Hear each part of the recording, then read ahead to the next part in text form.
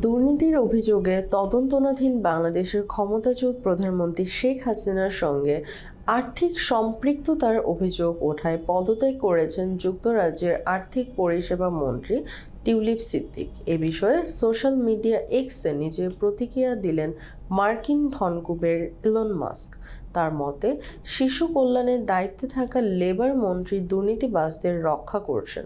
তাদের দুর্নীতি বিরোধী মন্ত্রী আজ নিজেই দুর্নীতিগ্রস্ত।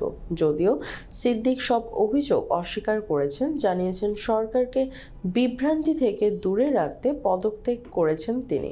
বিস্তারিত ডেস্ক রিপোর্টে। সমালোচকরা সিদ্দিক এবং তার পরিবারের সাথে সম্পর্কিত সম্পত্তির পাশাপাশি বাংলাদেশি অবকাঠামো প্রকল্পে আর্থিক অনিয়মের অভিযোগে উদ্বেগ প্রকাশ করেছেন। ব্রিটেনের প্রধানমন্ত্রী কিয়ের স্টারমার অবিলম্বে সিদ্দিকের জায়গায় এমা রেনল্ডসকে নিয়োগ করেছেন। উল্লেখ্য, লন্ডনে উপঢৌকন পাওয়া দুটি ফ্ল্যাটের তথ্য গোপন করেছিলেন টিউলিপ। এ বিষয়ে 2 বছর আগে মিথ্যাও বলেছিলেন তিনি।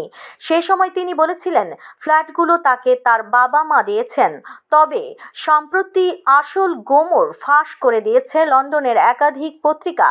তাদের খবরে বলা হয়েছে, টিউলিপকে ফ্ল্যাট দুটি দিয়েছেন তার খালা শেখ হাসিনার নেতৃত্বাধীন দল আওয়ামী লীগ ঘনিষ্ঠ 2 ব্যক্তি।